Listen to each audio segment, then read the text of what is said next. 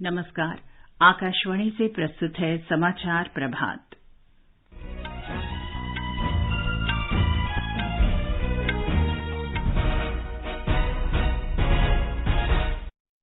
प्रधानमंत्री नरेंद्र मोदी कल नई दिल्ली में बायोटेक स्टार्टअप प्रदर्शनी 2022 का उद्घाटन करेंगे। राष्ट्रपति रामनाथ कोविंद ने कहा, देश के युवा न केवल अतीत के संरक्षक हैं, बल्कि भारत के स्वर्णिम भविष्य का दायित्व भी उन्हीं के हाथों में है।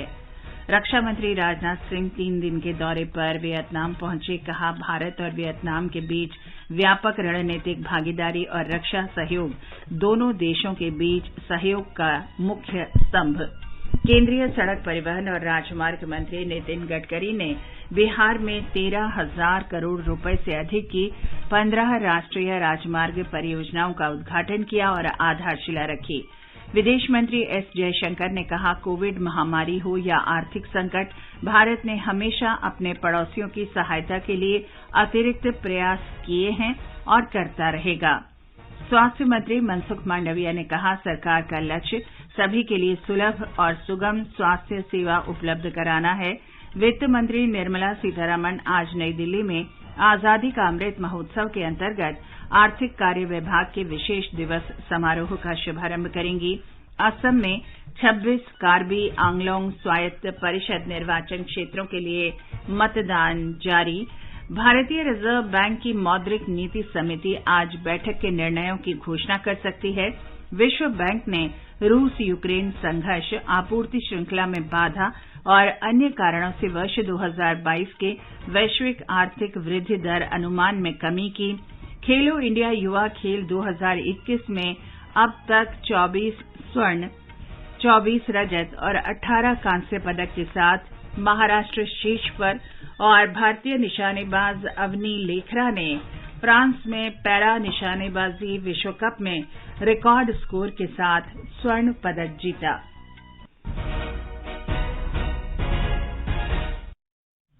समाचार प्रभात में फरहत नाज के साथ मैं चंद्रिका जोशी। देश के 75वें स्वाधीनता दिवस समारोहों के उपलक्ष्य में आजादी का अमृत महोत्सव के अंतर्गत सरकार अनेक गतिविधियों का आयोजन कर रही है। इस अवसर को जन उत्सव के रूप में मनाते हुए आकाशवाणी समाचार स्वाधीनता संग्राम और उसके गौरवशाली इतिहास पर विशेष प्रश्नोत्तरी कार्यक्रम प्रसारित कर रहा है।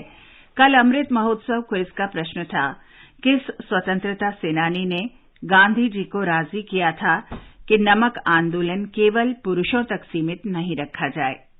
इस प्रश्न का सही उत्तर है कमला देवी चट्टोपाध्याय ने। कमला देवी ने राजनीतिक सुधारों और स्वतंत्रता संग्राम में महत्वपूर्ण भूमिका निभाई।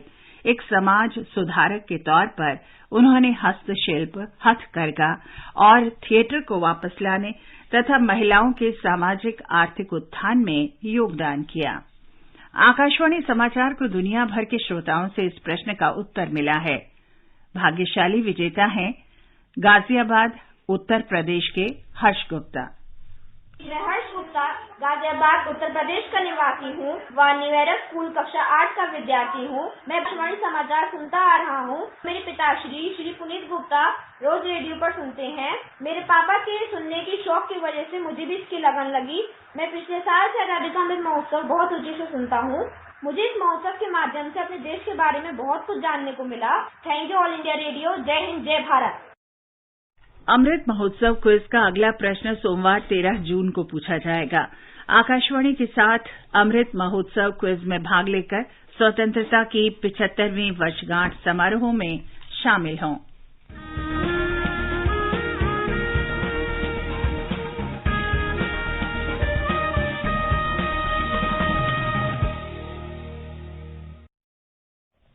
और अब समाचार। प्रधानमंत्री नरेंद्र मोदी कल नई दिल्ली के प्रगति मैदान में बायोटेक स्टार्टअप प्रदर्शनी 2022 का उद्घाटन करेंगे। श्री मोदी इस अवसर पर जनसभा को भी संबोधित करेंगे। जैव प्रौद्योगिकी विभाग और जैव प्रौद्योगिकी अनुसंधान सहायता परिषद 2 दिन की इस प्रदर्शनी का आयोजन कर रहे हैं। परिषद के 10 वर्ष पूरे होने के उपलक्ष्य में आयोजित प्रदर्शनी की थीम है बायोटेक स्टार्टअप नवाचार, आत्मनिर्भर भारत के लिए।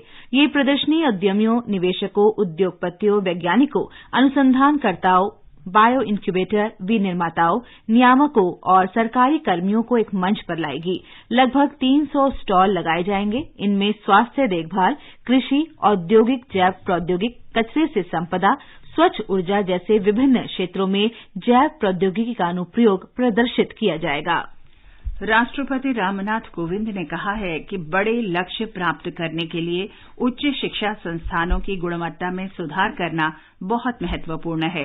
कल शाम राष्ट्रपति भवन में केंद्रीय विश्वविद्यालयों के कुलपतियों और राष्ट्रीय महत्व के संस्थानों के निदेशकों के 2 दिन के सम्मेलन का उद्घाटन करते हुए राष्ट्रपति कोविंद ने कहा कि हमें विश्व में श्रेष्ठ बनने के लिए पैमाने तय करने चाहिए। उन्होंने प्रसन्नता व्यक्त की कि इस वर्ष भारत के 35 संस्थान गुणवत्ता रैंकिंग में शामिल हुए, जबकि पिछले वर्ष इनकी संख्या केवल 29 थी। राष्ट्रपति ने कहा कि आजादी का अमृत महोत्सव भारत के स्वाधीनता आंदोलन के गौरवमयी इतिहास की स्मृति में मनाया जा रहा है। उन्होंने कहा कि इसके लिए उच्च शिक्षा संस्थान केंद्रीय भूमिका में हैं, क्योंकि युवा नागरिक न सिर्फ अतीत की धरोहर के संरक्षक हैं, बल्कि उन्हें भारत के अगले सुनहरे दौर में ले जाने के अभियान का नेतृत्व भी करना होगा। Institutions of higher education have a major responsibility of transforming the impressionable youth. For this, we need to address their aspirations as they are future leaders in various spheres of life. I can say with confidence that each one of you is going to help achieve this goal. The extraordinary growth of India in recent times would not have otherwise been possible. I am sure you will continue the good work. रक्षा मंत्री राजनाथ सिंह ने कहा है कि भारत और Vietnam के बीच व्यापक रणनीतिक भागीदारी है और रक्षा सहयोग इस भागीदारी का मुख्य स्तंभ है।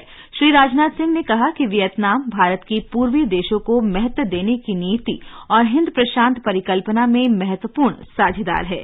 श्री सिंह वियतनाम की 3 दिन की यात्रा पर हैं। श्री सिंह ने ट्वीट संदेश में कहा कि वे वियतनाम के राष्ट्रपति और प्रधानमंत्री से मिलने के लिए उत्सुक हैं।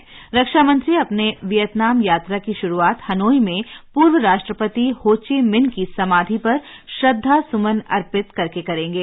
वे जनरल फान वान जियांग के साथ द्विपक्षीय वार्ता भी करेंगे।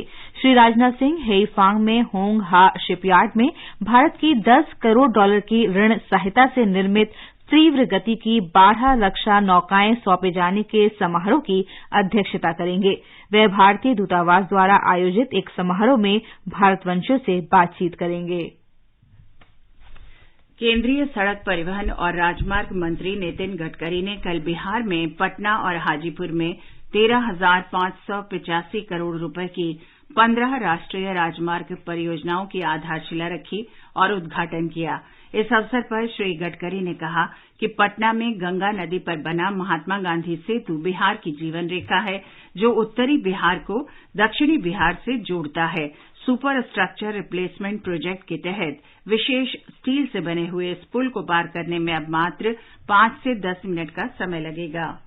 हिंदुस्तान का सबसे बड़ा ब्रिज जो लोहे का ब्रिज है बनकर तैयार हुआ है और ये आइकॉनिक ब्रिज केवल बिहार के ही नहीं तो देश के इतिहास में महत्वपूर्ण होगा। महात्मा गांधी सेतु के बराबर ही गंगा में नए ब्रिज का हम निर्माण कर रहे हैं। ये भी 3,000 करोड़ का है, 6 किलोमीटर है, 4 लेन नया ब्रिज बन रहा है। इसका 20% काम पूरा हुआ है।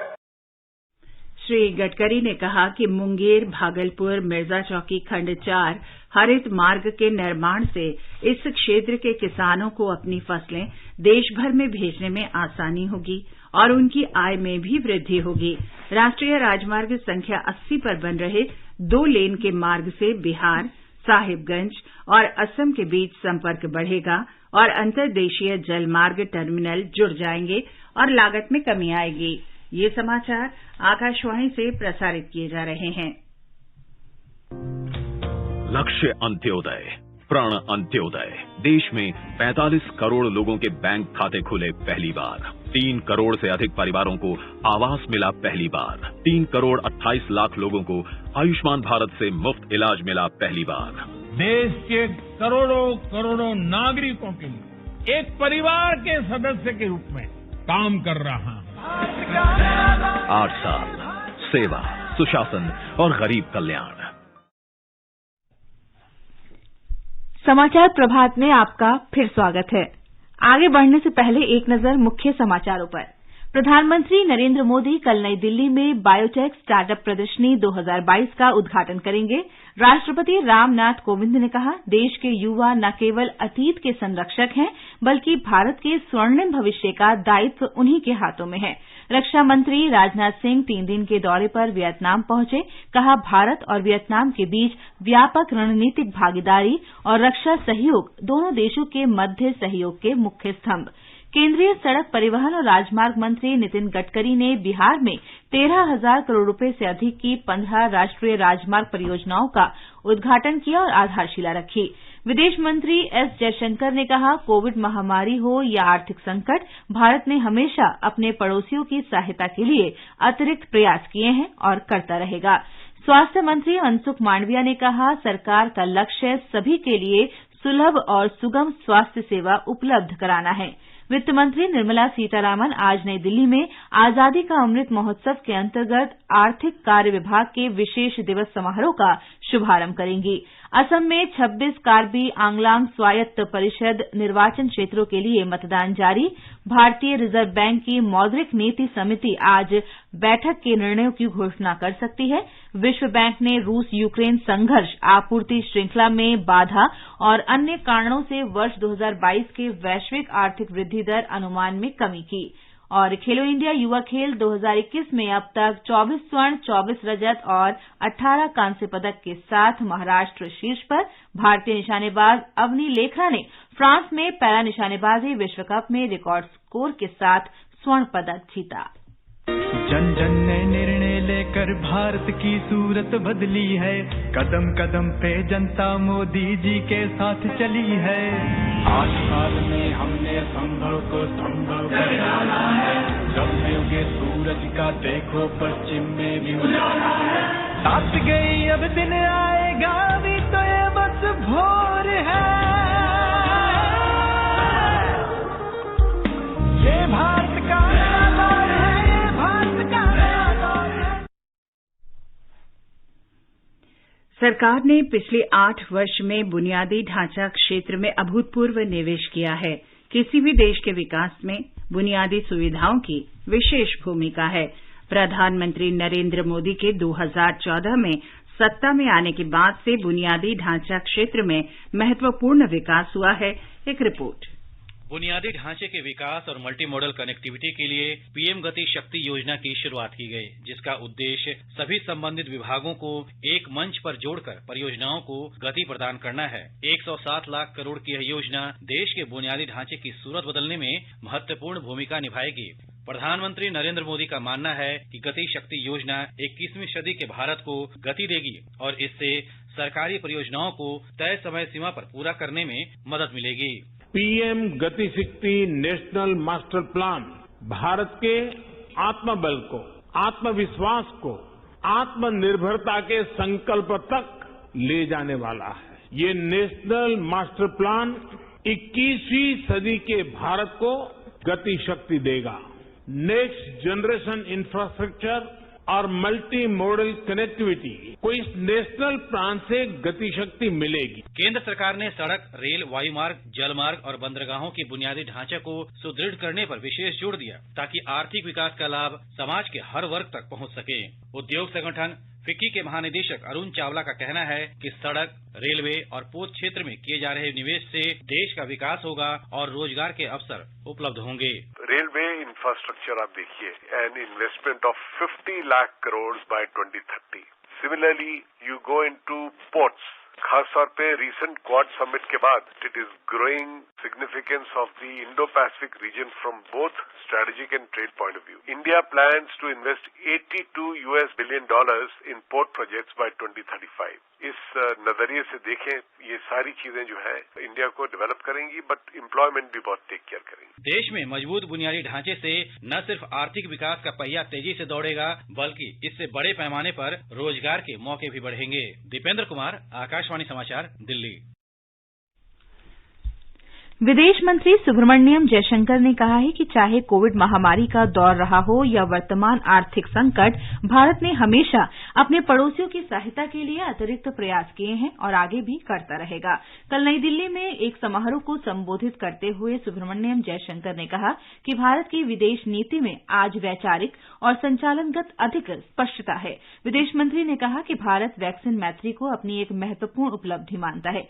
जहां तक सुरक्षा का सवाल है, भारत अपने राष्ट्रीय हित में हर संभव प्रयास करेगा। उन्होंने कहा कि भारत आज अतीत के संकोच और दुविधाओं से उबर रहा गया है और अब वह किसी के भी दबाव में नहीं आएगा। स्वास्थ्य मंत्री मनसुख मांडविया ने कहा है कि नरेंद्र मोदी सरकार का लक्ष्य सभी के लिए सुलभ स्वास्थ्य सेवा उपलब्ध कराना है। नई दिल्ली में कल विश्व खाद्य सुरक्षा दिवस समारोह को संबोधित करते हुए मनसुख मांडविया ने कहा कि विकसित भारत का सपना तभी पूरा हो सकता है जब हर नागरिक स्वस्थ हो।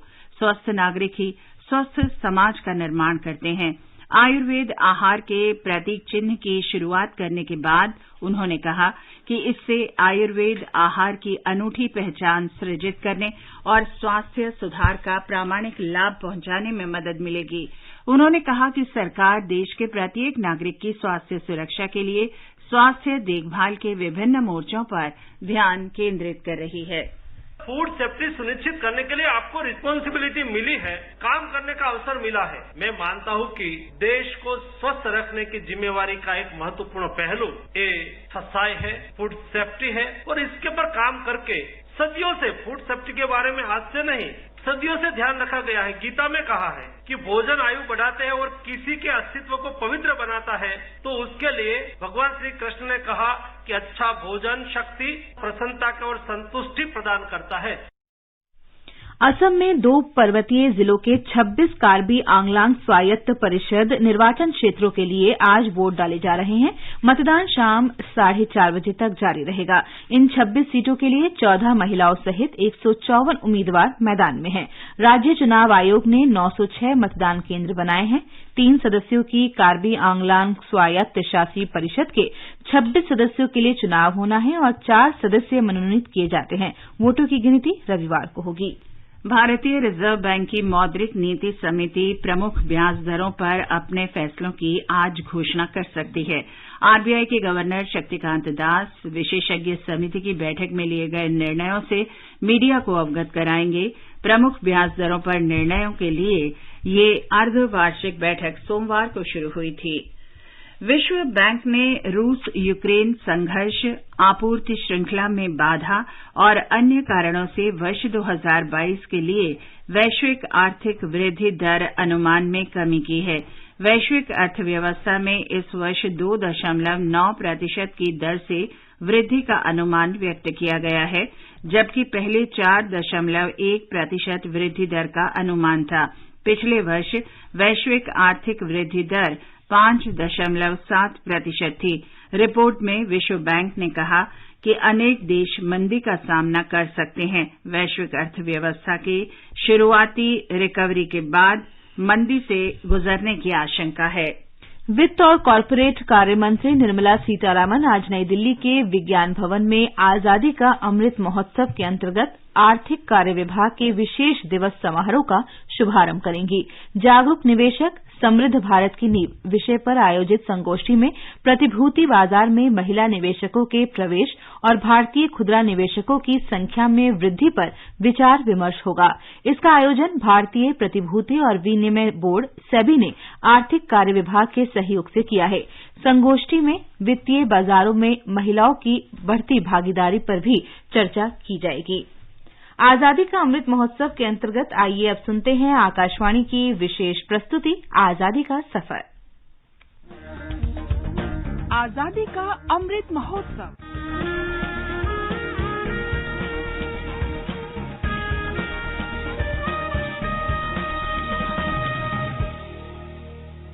आजादी का सफर आकाशवाणी समाचार के साथ एक राष्ट्र का उदय। भारत का गौरवशाली स्वतंत्रता संग्राम आधुनिक विश्व के महानतम संघर्षों में से एक है। आकाशवाणी समाचार प्रतिदिन इस स्वतंत्रता आंदोलन की एक झलक आप तक पहुंचा रहा है। ನನ್ನ ಹೆಸರು ಬರಲಿಕ್ಕೆ ಕಾಸರಗೋಡಿಗೆ ಪ್ರತ್ಯೇಕವಾದಂತಹ ಅನೇಕ ಕೆಲಸಗಳನ್ನು ನನ್ನ ಜೀವಮಾನದಲ್ಲಿ ನಾನು ಮಾಡಲಿಕ್ಕೆ ಪ್ರಯತ್ನ ಪಟ್ಟದ್ದು ಒಂದು ಕಾರಣ.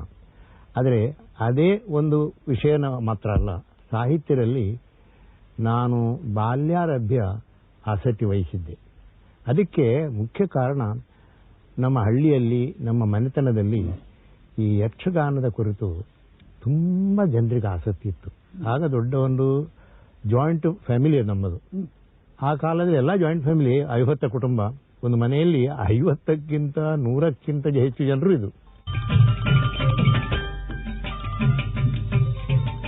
आज हम विख्यात कवि, पत्रकार और भारतीय स्वतंत्रता संग्राम सेनानी कायर किन्हाना राय का स्मरण कर रहे हैं। उनका जन्म 1915 में आज ही के दिन ब्रिटिश भारत के मद्रास प्रेसिडेंसी के दौरान कासरगौड़ में हुआ था। राय ने सेकेंडरी स्कूल के शिक्षक के रूप में अपना करियर शुरू किया और बाद में उनका झुकाव पत्रकारिता की ओर हो गया। उन्होंने स्वाभिमान, मद्रास मेल और द हिंदू जैसे अखबारों के लिए लिखा। वो महात्मा गांधी से बहुत गहराई से प्रभावित थे। उन्होंने अपनी लेखन प्रतिभा राष्ट्रीय जागरण के लिए समर्पित कर दी और स्वतंत्रता संग्राम में भी सक्रियता से भाग लेना शुरू कर दिया।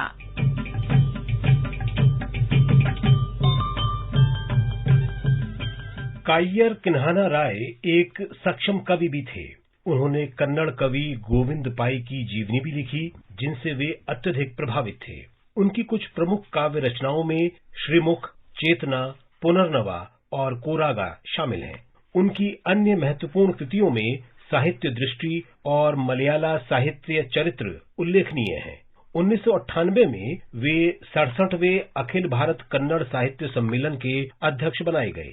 राय को उनकी उत्कृष्ट उपलब्धियों के लिए अनेक विशिष्ट सम्मानों से अलंकृत किया गया। इनमें कर्नाटक साहित्य अकादमी पुरस्कार, सर्वश्रेष्ठ शिक्षक का राष्ट्रीय पुरस्कार, कर्नाटक एकीकरण पुरस्कार सम्मिलित हैं। इस महान राष्ट्रवादी को हमारी भावभीनी श्रद्धांजलि।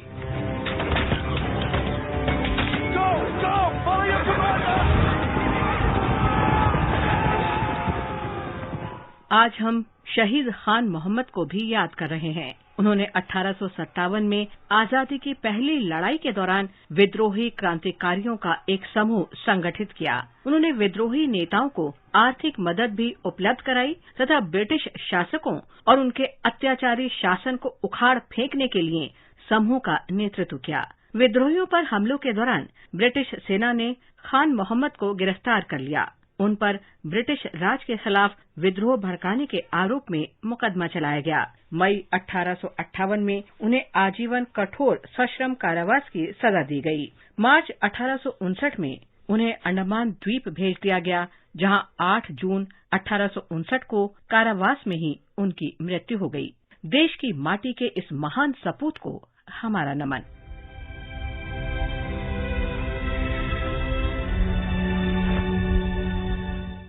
आज हम शहीद सुम्मू को भी उनकी पुण्यतिथि पर श्रद्धांजलि अर्पित कर रहे हैं। वे 1857 में आजादी की पहली लड़ाई के दौरान विद्रोही क्रांतिकारियों में शामिल हो गए और बॉम्बे प्रेसिडेंसी में अनेक स्थानों पर अंग्रेजों से लोहा लिया। सुम्मू ने विद्रोहियों का एक समूह भी संगठित किया, इस समूह की आर्थिक मदद की और अंग्रेजों पर हमले के लिए इसका नेतृत्व भी किया। कंपनी शासन के सैनिकों ने सुम्मू को गिरफ्तार कर लिया और उन पर मुकदमा चलाया गया। सुम्मू को 10 वर्ष के कठोर सश्रम कारावास की सजा सुनाई गई। मार्च 1859 में सुम्मू को अंडमान भेज दिया गया, जहां 8 जून 1859 को सेलुलर जेल में उनका निधन हो गया। इस महान देशभक्त को हमारी भावभीनी श्रद्धांजलि। और अब आकाशवाणी समाचार के साथ आजादी के सफर की ये कड़ी संपन्न होती है। कल फिर मिलेंगे अगली कड़ी के साथ।